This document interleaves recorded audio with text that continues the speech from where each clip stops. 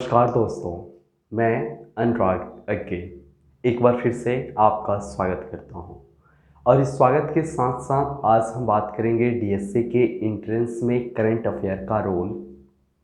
कितना है और उसको लेकर क्या आपको स्ट्रेटजी बनानी है कि आप करंट अफेयर के तमाम क्वेश्चन डीएसए के एंट्रेंस के क्रैक कर पाएँ या फिर उसे कर पाएँ।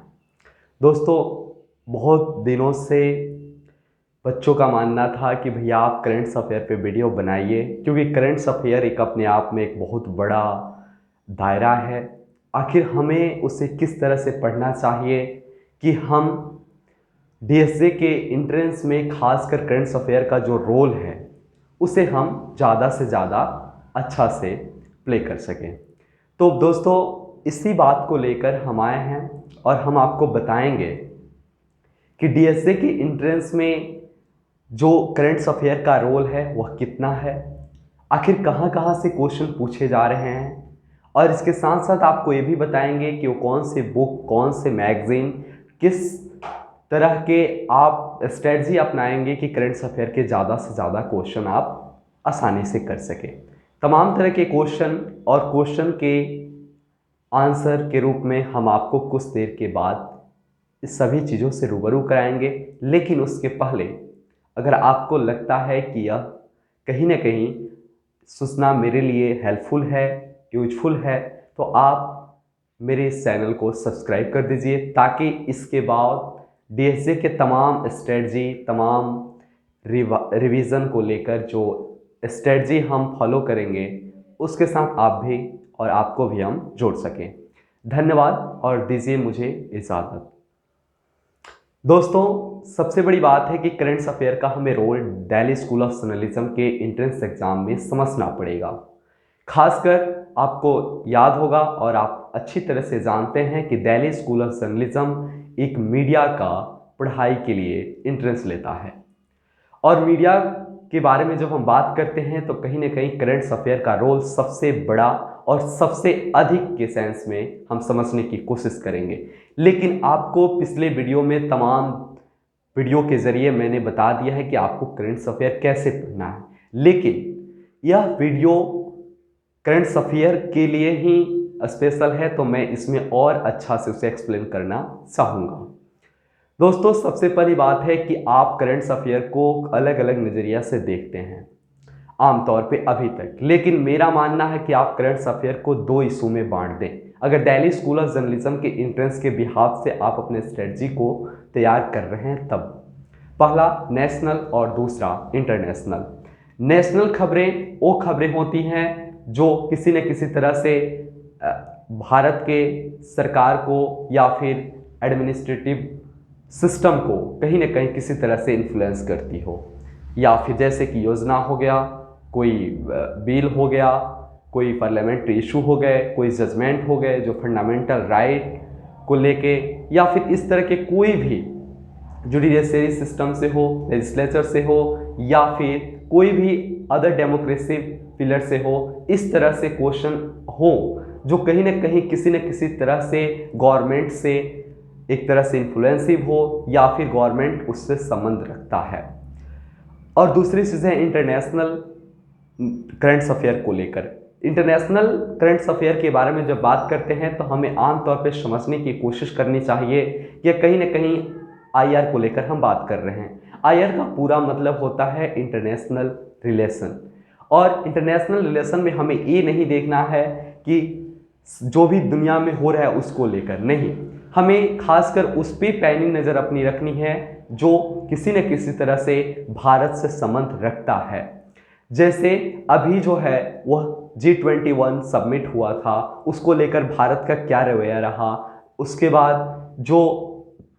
चाइना को लेकर भारत की क्या डिप्लोमेसी है, उसके बाद अमेरिका को लेके या फिर पाकिस्तान को लेके, या फिर आपको ये भी जानना होगा कि भारत के जो नेबर कंट्री हैं उसको लेकर भारत क्या स्ट्रेटजी अपनाता है, या फिर हाल फिलहाल में कम से कम 6 से 7 महीना कोई ऐसा घटना घटा हो जो भारत के इंटरनेशनल रिलेशन को डिफाइन कर रहा हो, उसको इन्फ्लुएंस कर रहा है। तो इस तरह की चीज़ों को आपको बारीकी नज़र देना होगा। दूसरी चीज़ है कि करंट अफेयर का रोल सिर्फ इतना ही तक नहीं होता है। करंट अफेयर का रोल मीडिया के क्षेत्र की ओर आगे बढ़ता है। मीडिया के क्षेत्र के बारे में हम जब बात करें तो तमाम तरह के चर्चित बुक जो अभी अभी रिलीज हुए हों और या फिर किसी न किसी रूप में वो कंट्रोवर्शियल थिंग्स के रूप में जाने गए हों। जैसे अभी मैं एग्जांपल आपको दे दूं, हामिद अंसारी का हैप्पी एक्सीडेंट बुक अभी कुछ महीने पहले काफ़ी ज़्यादा चर्चित था। जी न्यूज़ का कोई एंकर थे और उन्होंने इंटरव्यू लिया और इंटरव्यू पर तमाम तरह के काउंटर क्वेश्चन किए गए और उसके साथ साथ हामिद अंसारी गुस्सा गए। तो ये सब बातें कहीं ना कहीं एक मीडिया पर्सनालिटी को इन्फ्लुएंस कर रहा है। तो मैं यहाँ पे सिर्फ ये चीज़ नहीं बता रहा हूँ कि सिर्फ वही है, इस तरह के तमाम चीज़ें आपको ध्यान देना होगा कि हाँ हम किस तरह से कैचअप कर सकते हैं। इसके लिए सबसे बेस्ट सोर्स है आपको सक्सेस मिरर, उसके बाद प्रतियोगिता दर्पण, उसके बाद तमाम तरह के मैगजीन, युवा करके आता है एक मैगजीन जो 12 या 15 रुपये में मिलता है, उसको लेके आप मंथली उसे पढ़ सकते हैं, एक बार आराम से बैठ के पढ़ सकते हैं। दूसरी चीज़ है कि हमें गवर्नमेंट के हिसाब से गवर्नमेंट की योजना के बारे में मालूम होना चाहिए, गवर्नमेंट के कैबिनेट के बारे में, जो भी अभी कैबिनेट गठित होने वाले हैं फिर से, उसको लेकर मालूम होना चाहिए। अगर कोई समिति बना है उस समिति के बारे में मुझे मालूम होना चाहिए, या फिर कुछ ऐसा बिल आने वाला है या फिर कोई बिल आया है जिसमें कोई गवर्नमेंट अभी सुधार करना चाह रही हो या चाहती हो, संशोधन को लेकर तमाम तरह की चीज़ों पर आपकी बारीकी से नज़र रखना पड़ेगा। इसमें मीडिया स्टूडेंट होने के नाते मैं आपको बता दूं कि करंट अफेयर का रोल आपका बेसिक रूप से एक डीप स्टडी मांगता है और आप उसे डीप स्टडी जितना अच्छा से कीजिएगा उतना से अच्छा आप उस चीज़ को समझ पाइएगा, इलेबरेट कर पाइएगा और क्वेश्चन को कर पाइएगा। तो अब YouTube के ज़रिए भी आप इसे तैयारी कर सकते हैं और तमाम तरह के प्लेटफॉर्म्स हैं जैसे कि नेक्स्ट एग्ज़ाम है, उसको स्टडी IQ है जो काफ़ी लेंदी टॉपिक को ईजिली लैंग्वेज में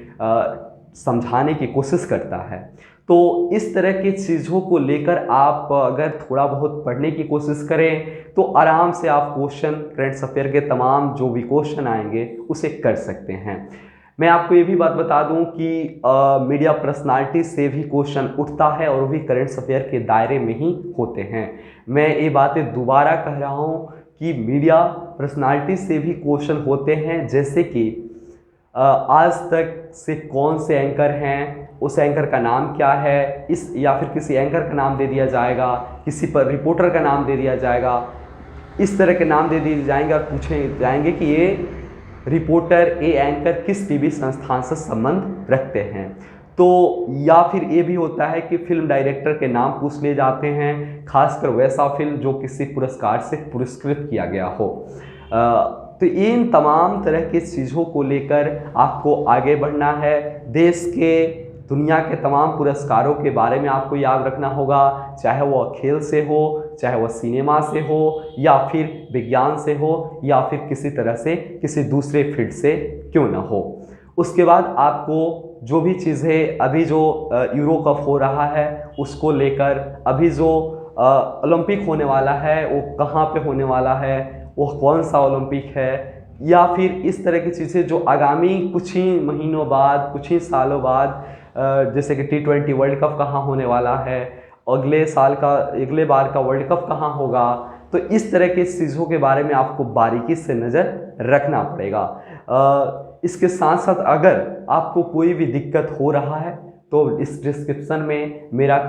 पर्सनल कॉन्टैक्ट नंबर है, मुझसे जुड़ सकते हैं और इस पर विस्तृत जानकारी ले सकते हैं। हो सके तो मेरे अनुभव का फ़ायदा जरूर आपको मिलेगा। दीजिए इजाज़त, मैं हूँ अनुराग अग्गे। नमस्कार।